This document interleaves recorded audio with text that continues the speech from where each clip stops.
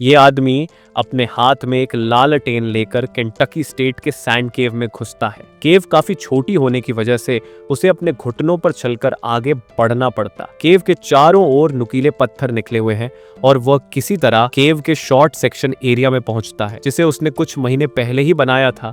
इसके आगे उसे 19 इंच के होल से होकर गुजरना था और रोशनी के लिए उसके पास सिर्फ लालटेन का ही सहारा था। ये अपने पैरों के सहारे घिसते हुए किसी तरह इस होल को पार कर एक वाइडर ओपनिंग पर पहुंचा। यहाँ एक लीज थी और वहां वह एक पत्थर पर रस्सी बांधकर 10 फीट नीचे जाता है और ये केव की एंडिंग थी। इस केव में एक ऐसा चैम्बर है जिसके चारों ओर क्रिस्टल है और ये खुदाई करके केव के उस हिस्से में जाना चाहता था। वह रोज की तरह वहां खुदाई करके वापस निकल रहा था। केव एक्सट्रीमली टाइट होने की वजह से वह अपने हाथों का भी इस्तेमाल नहीं कर सकता था।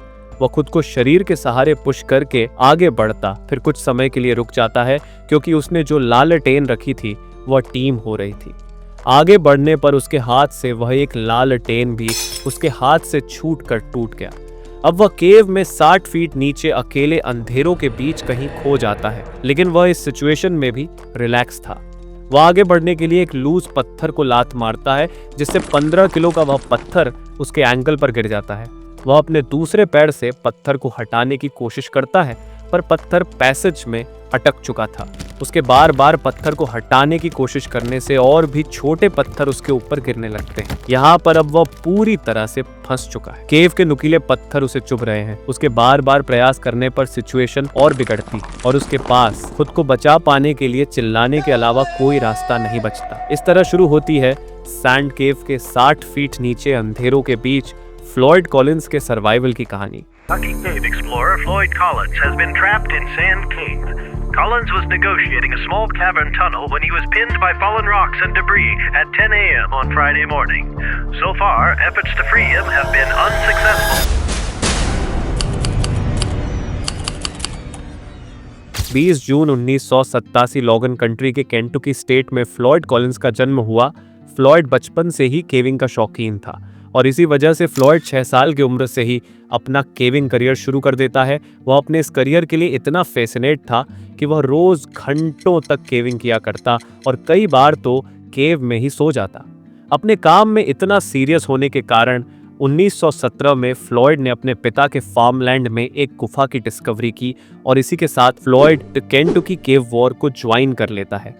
असल में ये केंटकी केव वॉर एक इंटरकनेक्टेड केव सिस्टम है और इसे मैमथ केव के नाम से भी जाना जाता है। साथ ही ये पूरी दुनिया की सबसे बड़ी केव सिस्टम है। इन्हीं केव के बीच एक छोटा सा शहर जिसे द केव सिटी के नाम से जाना जाता है। इस पूरे प्राइवेट केव सिटी के एरिया में दर्जनों केव हैं। पथरीले जमीन के कारण यहाँ फार्मिंग नहीं हो पाती, इसी वजह से यहाँ के लोग पूरी तरह से केव टूरिज्म पर डिपेंडेंट है।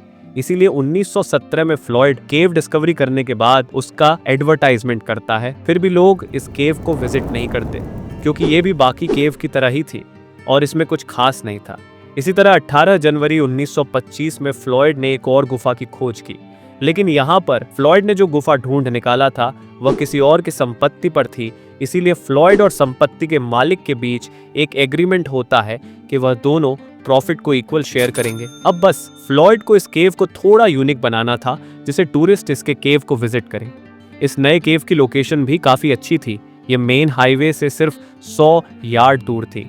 साथ ही इस केव में एक ऐसा चैम्बर था जो जिप्सम क्रिस्टल से बना था और देखने में काफी आकर्षित था। लेकिन यहाँ फ्लॉयड के लिए एक समस्या थी। केव के इस हिस्से तक जाने के लिए जो पैसेज थी वह काफी नैरो थी, इसलिए फ्लॉयड रोज इस चैम्बर तक पहुंचने के लिए 12-12 घंटों तक पैसेज बनाने का काम किया करता। फ्लॉयड के लिए 30 जनवरी 1925 का दिन काफी अच्छा निकला। उसने फाइनली केव का क्रिस्टल चैम्बर ढूंढ निकाला। वह बहुत खुश था। वह पूरी हिस्ट्री में पहला इंसान था जिसने केव में क्रिस्टल चैम्बर को देखा हो। फ्लॉयड अपनी फैमिली को इस क्रिस्टल चैम्बर के बारे में बताने के लिए बहुत एक्साइटेड था, लेकिन फ्लॉयड की यह खुशी ज्यादा समय के लिए नहीं थी। जल्दी ही उसकी ये खुशी एक दर्दनाक हादसे में बदलने वाली थी और फ्लॉयड इन सबसे अनजान था। खैर, फ्लॉयड केव से निकलते वक्त बुरी तरह से फंस जाता है।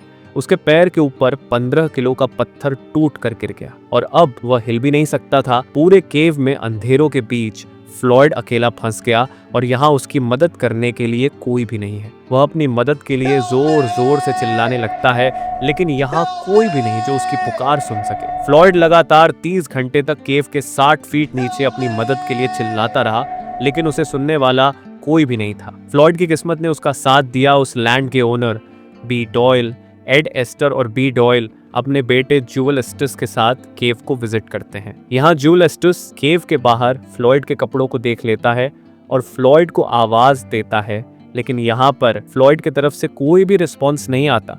तो फिर जूअल केव के थोड़ा अंदर जाता है और टर्न अराउंड एरिया के पास पहुंचकर फिर से आवाज देता है। यहीं पर स्क्वीज होल से फ्लॉयड के चिल्लाने की आवाज जूअल को सुनाई देती है। अब तक फ्लॉयड को केव में फंसे 38 घंटे हो चुके थे। केव हाईवे के पास होने की वजह से वहां लोगों की भीड़ लग चुकी थी। इसी बीच होमर कॉलिंस, जो फ्लॉयड कॉलिंस का छोटा भाई है, फ्लॉयड को बचाने के लिए केव में घुसता है।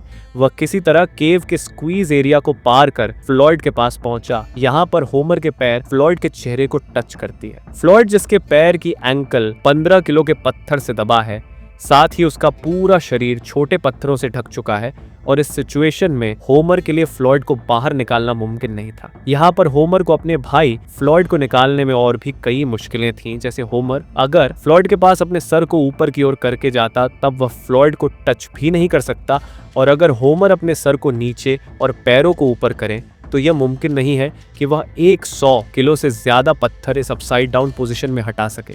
होमर अपने भाई फ्लॉयड को खाने के लिए कुछ सैंडविचेस और पीने के लिए कॉफी देता है, जिससे उसका शरीर गर्म रह सके। फ्लॉयड यहाँ होमर को बताता है कि उसे क्रिस्टल चैम्बर मिल गई है, और अगर वह यहाँ से निकल गया तो फिर वह कभी इस चैम्बर में नहीं आएगा। होमर लगातार 8 घंटे से फ्लॉयड के ऊपर गिरे पत्थरों को हटा रहा, लेकिन वह जैसे ही पत्थरों को हटाता, ऊपर से और पत्थर गिर जाते और फ्लॉयड फिर से पत्थरों के बीच फंस जाता।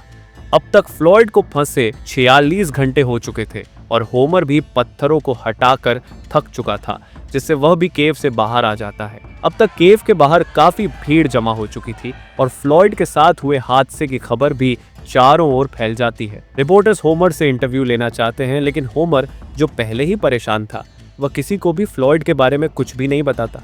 कई बार लोग केव के अंदर जाते, लेकिन वहां स्क्वीज होल को देखकर डर कर वापस आ जाते हैं, और इस तरह 71 घंटे बीत चुके थे। 2 फरवरी सुबह 9 बजे एक रिपोर्टर जिसका नाम विलियम मिलर है, वह केव के अंदर फ्लॉयड का इंटरव्यू लेने के लिए जाता है, लेकिन मिलर भी अंदर फ्लॉयड की कुछ खास मदद नहीं कर पाता और आखिरकार उसे भी बाहर आना पड़ा। मिलर फ्लॉयड की खबर पूरे डिटेल के साथ अपने आर्टिकल में छापता है और देखते ही देखते यह खबर पूरे देश में फैल जाती है और लोग फ्लॉयड की जानकारी घंटों घंटों में रेडियो से लेना शुरू कर देते हैं और सबके जबान पर बस एक ही सवाल था कि आखिर कब फ्लॉयड कॉलिंस केव से बाहर निकलेगा। पूरे 79 घंटे बाद 2 फरवरी शाम 6 बजे एक fire fighter Robert burden Floyd के मदद के लिए केव के अंदर जाता है और फ्लॉयड से मिलने के बाद फ्लॉयड को रस्सी से बांधकर खींचने का प्लान बनाता है। इतनी देर से केव में रहने के कारण फ्लॉयड की हालत खराब हो चुकी थी, वह पूरी तरह से होश में नहीं था। रॉबर्ट फ्लॉयड को खाने के लिए सैंडविचेस के साथ उसे कुछ दवाइयां देता है जिससे फ्लॉयड आगे होने वाले दर्द को सहन कर सके। रॉबर्ट किसी तरह फ्लॉयड को रस्सी से बांधता है और अब शुरू होती है केव वर्सेस मैन के बीच ठग ऑफ वॉर, और यहाँ जीतने वाले को मिलता फ्लॉयड कॉलिंस। रॉबर्ट, होमर और मिलर आगे होकर रस्सी को खींचते हैं उनका साथ देने के लिए, और 3 आदमी रस्सी खींच रहे थे। जैसे ही वह सब रस्सी खींचते, फ्लॉयड दर्द से तड़प उठता और अपनी जान बचाने के लिए भीख मांगता। इतना कुछ करने के बाद भी उन्हें कुछ हासिल नहीं हुआ और वह सभी केव के आगे हार मान चुके थे। मिलर अपने शहर वापस चले जाता है और वहां फ्लॉयड के ऊपर पूरी डिटेल रिपोर्ट प्रकाशित करता है, और अब फ्लॉयड कॉलिंस एक नेशनल न्यूज़ बन चुका था। और जब मिलर वापस आकर एक लाइट बल्ब लेकर फ्लॉयड के पास पहुंचकर उसे बताता है कि पूरा देश तुम्हारे बारे में जान चुका है और तुम्हारे लिए दुआ कर रहा है, और अगर तुम कुछ कहना चाहते हो तो कह सकते हो। यहाँ फ्लॉयड न्यूज़ के माध्यम से लोगों से कहता है, I believe I could go to haven.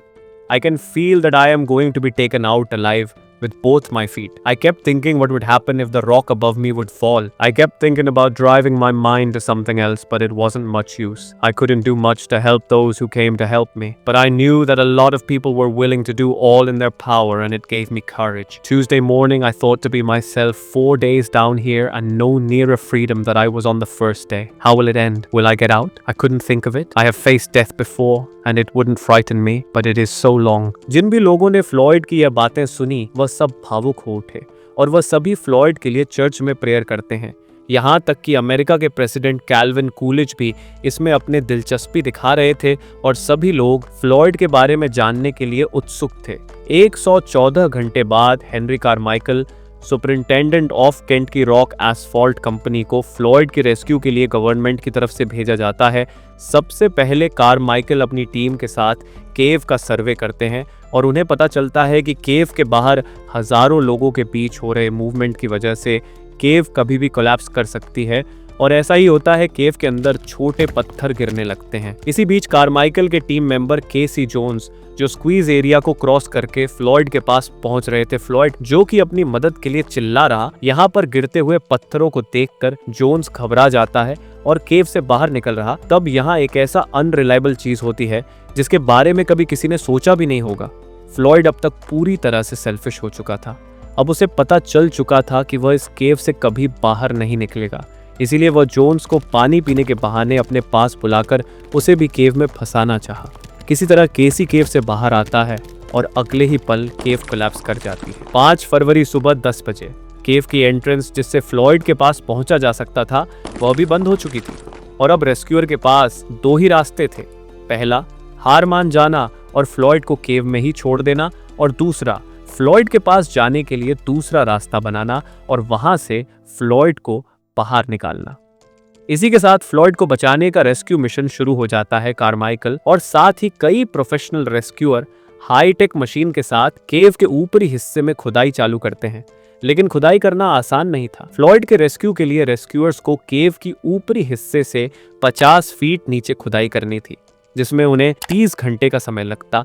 यहाँ पर सबसे बड़ी समस्या ये थी कि फ्लॉयड 30 घंटे तक बिना खाना और पानी के जिंदा कैसे रह पाएगा। रेस्क्यूअर्स भी होल खोदकर फ्रस्ट्रेट हो रहे थे। उनके लिए भी पत्थरों को तोड़कर पैसेज बनाना आसान नहीं था और इसमें उन्हें एस्टिमेटेड टाइम से ज्यादा समय लग रहा था।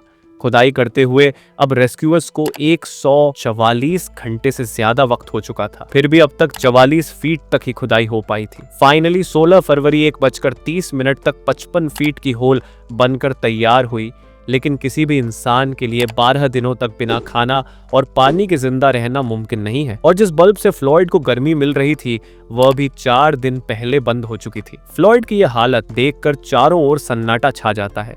होमर अपने भाई फ्लॉयड की ओर लाइट मारकर देखता है तो फ्लॉयड का मुंह खुला हुआ था और उसकी सोने की दांत चमक रही थी। लेकिन अब तक फ्लॉयड कॉलिंस मर चुका था और इसी के साथ ये ऑफिशियल कर दिया जाता है कि अब फ्लॉयड कॉलिंस मर चुके हैं। सैंड केव जो अभी भी कोलैप्स होने के कगार पर था, इसीलिए डिसाइड ये किया जाता है कि फ्लॉयड के बॉडी को बाहर नहीं निकाला जाएगा और उसे वहीं केव के अंदर ही दफन कर देंगे। इतना कुछ होने के बाद भी फ्लॉयड का भाई होमर हार मानने को तैयार नहीं था।